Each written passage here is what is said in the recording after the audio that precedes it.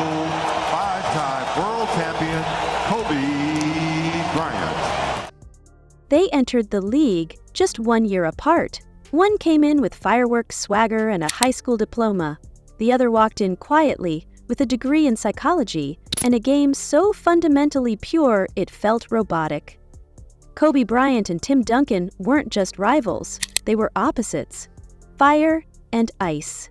Art and science. And yet, for nearly 2 decades, they stood shoulder to shoulder atop the NBA mountain, each collecting 5 championships, each commanding the respect of their peers, and each rewriting the definition of greatness in their own way. Kobe was drafted in 1996, 13th overall, not first, not second, 13th. A teenager with a chip on his shoulder and footwork better than most veterans. The Lakers traded Vlade Divac to get him. He was flashy, fearless, and ferocious. He wasn't built to wait his turn, he was built to take it. Tim Duncan was drafted a year later, first overall in 1997, into a Spurs team that already had David Robinson. He was quiet, reserved, polite, but under that calm surface, there was a killer. A 6'11" machine with bank shots sharper than knives and footwork that belonged in a ballet.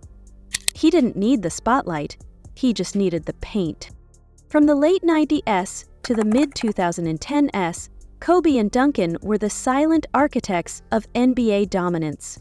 And while the media often focused on LeBron's rise, or Shaq's reign, or Allen Iverson's swagger, it was these two who kept collecting trophies, year after year. Let's talk numbers. Kobe Bryant scored 33,643 career points. That puts him 4th on the all-time list. Tim Duncan? He scored 26,496. Not as eye-popping, but still 18th all-time. Kobe averaged 25 points per game over 20 seasons. Duncan, 19 points over 19 years. But Kobe wasn't just a scorer. He had 6,306 assists. That's more than many point guards. He also had 7,047 rebounds. Duncan, though, grabbed 15,091 rebounds. That's 7th in NBA history. He blocked 3,020 shots. 5th all-time. On defense, he was a wall. On offense, a technician. Kobe had games that felt mythical. 81 points against the Raptors, 62 in 3/4 against Dallas, 60 in his final game at 37 years old. He dropped 40 or more points 122 times. Duncan never had those fireworks. His career high was 53. But what he lacked in drama, he made up for in dominance. He was the Finals MVP 3 times. In 1999, 2003, and 2005, Kobe won Finals MVP in 2009 and 2010. Both won 5 championships. Kobe won his first 3 with Shaq, then added 2 more as the unquestioned alpha. Duncan won his first with Robinson, but the next 4 were with a team built around him, and later with Parker, Ginobili, and Kawhi. Kobe had 18 All-Star appearances. Duncan had 15.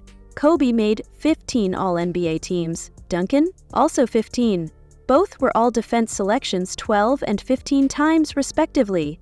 But perhaps the most telling stat? In their combined 39 seasons, they missed the playoffs only once each. That's not just consistency, that's legacy. But numbers don't tell the whole story. Kobe was a cultural icon. He was the face of the NBA. He made basketball global. His footwork was studied like scripture. His mindset, the Mamba mentality, became a movement. He spoke multiple languages, dropped 30 on you in French if he had to, and then stared through your soul as you called for help. He was art in motion, a blend of Jordan's aggression and Bird's confidence. Every game was a show. Every moment, a statement. He made kids yell, "Kobe," as they shot paper into trash cans. That's cultural currency. Duncan, on the other hand, was the most disrespected great in league history. He didn't sell shoes. He didn't tweet. He didn't dance after buckets. But he won. A lot. He changed nothing and everything at the same time. You didn't see kids imitating Duncan's bank shot, but you saw teams trying to build his kind of system. Discipline, defense, humility. The Spurs were never cool, but they were terrifying. Duncan was never loud, but he was always there. He never cared about being the face of the league. He cared about being the foundation of a dynasty.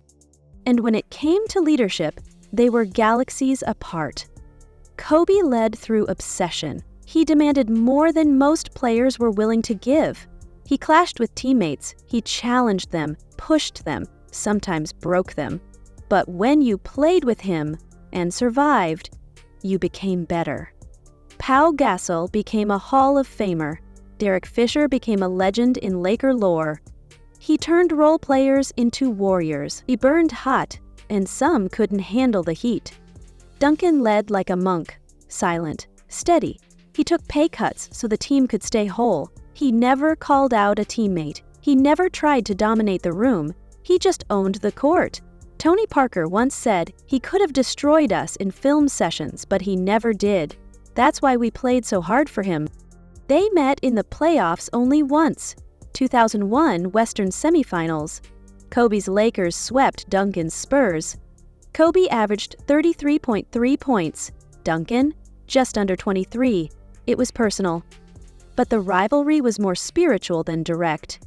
They never needed trash talk. Their careers were in conversation, like two mountains casting shadows over everyone else. And then there's the endings. Kobe's was cinematic, 60 points in his final game, a farewell tour that felt like a rolling parade. Duncan's was quiet, a short press release, no goodbye game, just a disappearance. And that's how they lived their basketball lives. One wanted the world to watch, the other just wanted the win. But here's the thing, you can't write the history of the NBA without both of them. Kobe taught us about greatness through pain, through torn Achilles tendons and icy interviews, through fourth quarters where he refused to pass because he wanted the weight, all of it. Duncan taught us that greatness doesn't have to be loud, that you can dominate with dignity, that you can destroy egos by simply outlasting them. Kobe inspired millions to dream. Duncan inspired coaches to build. Kobe was lightning. Duncan was gravity. So who was greater? Depends on what you value. If you want inspiration, fire, legacy, scoring, and charisma, it's Kobe. If you want consistency, efficiency, humility, defense, and dynasty building, it's Duncan. There's no wrong answer, only different truths. But here's the reality. Between 1999 and 2014, the NBA was shaped by these two men more than any others. They didn't just win, they defined how to win. They didn't just play the game, they changed it. And now, long after they've walked off the hardwood, we still feel them. In every step back, in every box out, in every banner hanging in LA and San Antonio. Kobe Bryant and Tim Duncan, not the flashiest rivalry, but maybe the most important one. So tell us, who do you think shaped the league more? Who do you give the edge to? Drop your pick in the comments. Team Kobe or Team Duncan? And don't forget to like, subscribe, and turn on the notification bell for more deep NBA debates like this one. Because legacies never die. Only legends do.